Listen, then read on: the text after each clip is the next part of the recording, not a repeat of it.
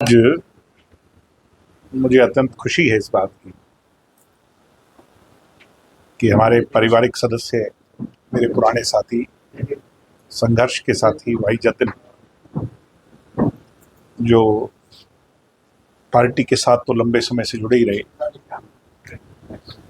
युग पुरुष स्वर्गीय चौधरी देवीलाल जी की विचारधारा के प्रति सदैव ईमानदारी से काम करते रहे, मगर मेरे साथ निजी तौर पे भी जिनका लंबा संघर्ष रहा, ना केवल हरियाणा में बल्कि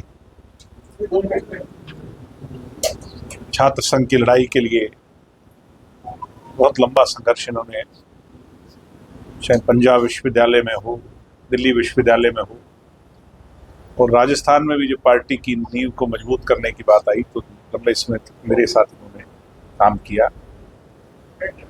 बीच में कई बार परिस्थितियां ऐसी हो जाती हैं, समय हो जाता है, और उस काल चक्र में कई बार निर्णय हो जाते हैं, मगर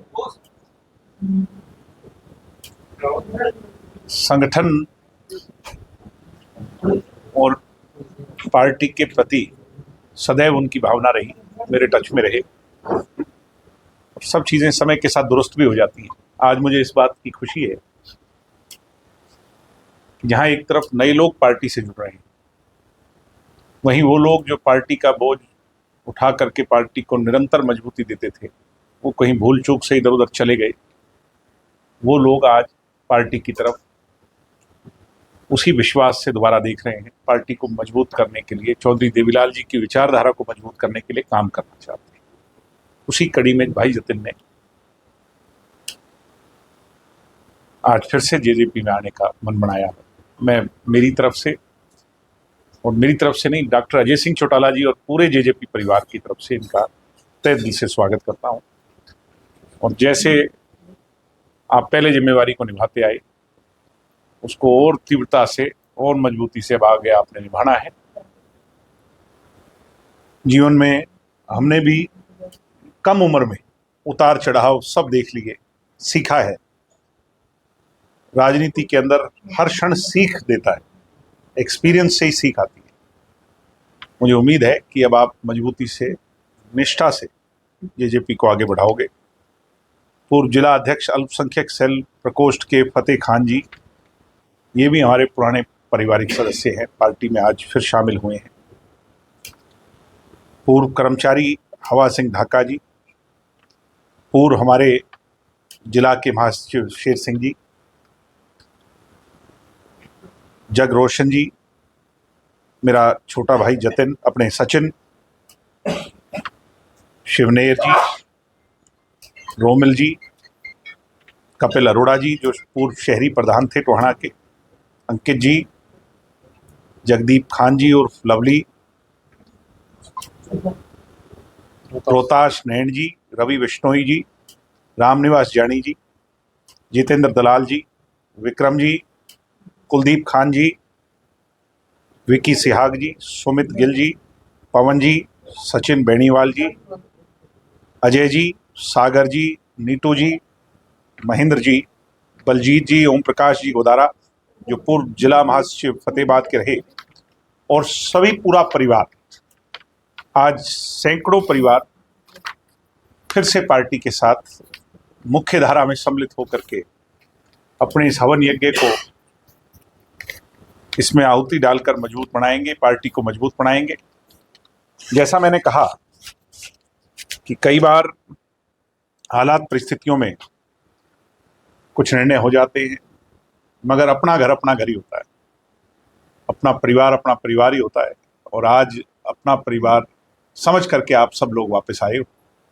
मुझे उम्मीद है कि आप आने वाले समय में पार्टी की जड़ों को, पार्टी की नींव को फतेहाबाद जिले में, ना केवल टोहाना में बल्कि फतेहाबाद जिले के अंदर मजबूत करेंगे। 2019 में जब ये पार्टी बनी थी तो फतेहाबाद जिले के अंदर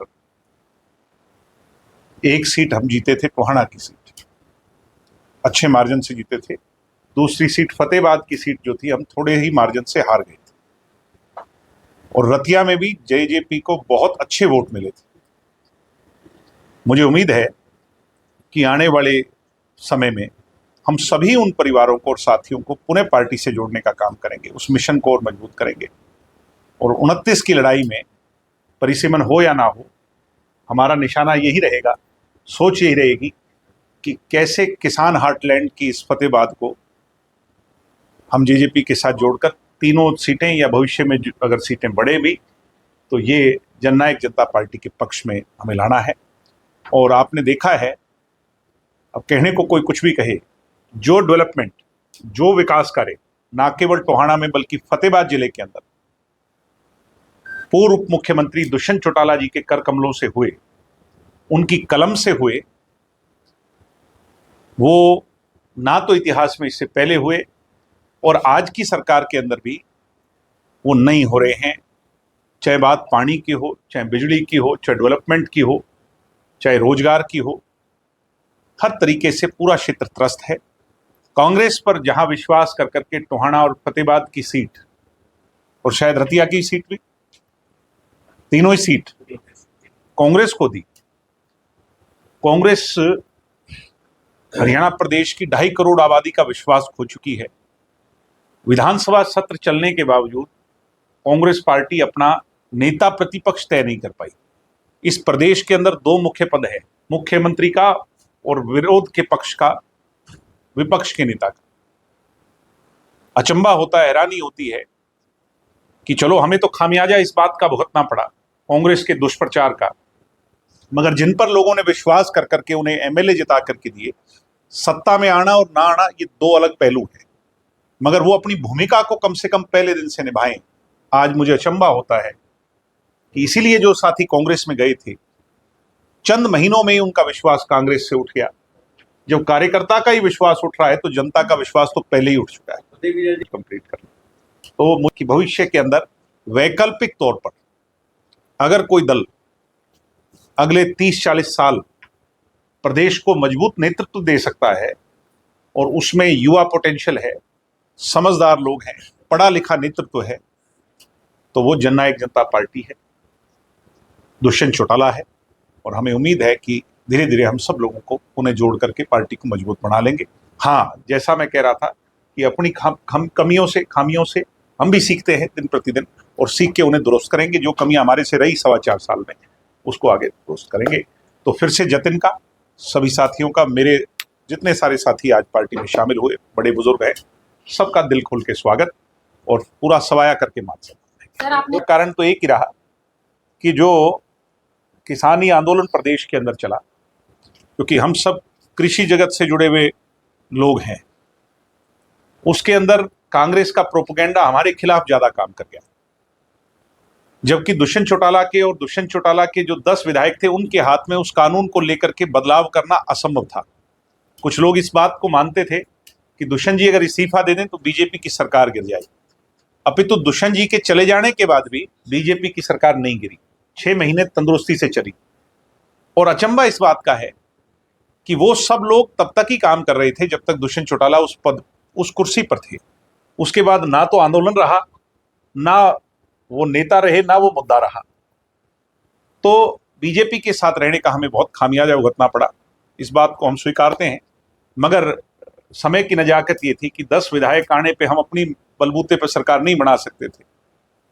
आज भी मैं इस बात को कहता हूं कि हमने पहला मौका कांग्रेस को दिया था, मगर उन्होंने नहीं स्वीकारा, तो हम कहां जाते। प्रदेश को स्थायी सरकार देने के लिए नई पार्टी के तौर पर हमें बीजेपी के साथ जाना पड़ा। मगर हम इसलिए नहीं गए कि हमने कोई जो है ना स्वार्थ के लिए कोई भाव था, बल्कि हमने 75% आरक्षण को लागू किया। वो कोर्ट के अधीन है, एक ना एक दिन लागू जरूर होगा। हमने महिला को रिजर्वेशन दिया, हमने बैकवर्ड समाज के 8% रिजर्वेशन को लागू किया, हमने पॉन्ड स्कीम चला करके पंचायतों को मजबूत बनाया। अनेकों ऐसे काम हैं, मैं गिनवाने लग जाऊं तो लंबा समय लग जाएगा, अभी वो समय नहीं है। मगर दुष्यंत चौटाला ने अपनी जबान से जो कहा उसको पूरा किया। मगर फिर भी मैं कहता हूं कि आदमी गलतियों का पुतला है। हाँ, हमने कुछ ऐसे लोगों पर विश्वास कर लिया, उन लोगों ने हमारा नुकसान ज्यादा किया। अब क्या करें, तो समय रहते सब चीजें ठीक हो जाएंगी। एक किसी भी नई पार्टी को खड़ा होने में 10 साल लगते हैं, तो अभी तो हम 5 सवा 5 साल पुरानी पार्टी है, 6 साल पुरानी पार्टी है। समय आने पर जेजेपी बड़ा और मजबूत दल बनकर उभरेगी और हम अपने पैरों पे खड़ा। सर 2029 में आप हरियाणा प्रदेश की जनता को और कार्यकर्ता को जोड़ने की बात कर रहे हैं, क्या अभियान चलाएंगे, किस तरह जोड़ पाएंगे? अभियान तो हम पहले तो अपने पूरे काडर को खड़ा करेंगे, जो हमारी पदोन्नति होनी है, जो पद पर लोग आने हैं, क्योंकि अभी पार्टी जब से चुनाव हुआ उसके बाद जो उसकी कार्यकारिणी भंग थी, अब कार्यकारिणी दोबारा से जिम्मेवारियां मिल रही हैं। धीरे धीरे जो हमारी सारी इकाइयां हैं उसकी जिम्मेवारी जब पूरी हो जाएगी तो फिर आगे की कार्रवाई जनता के बीच गांव-गांव जाकर, शहर के वार्डों में जाकर लोगों को जोड़ने की रहेगी।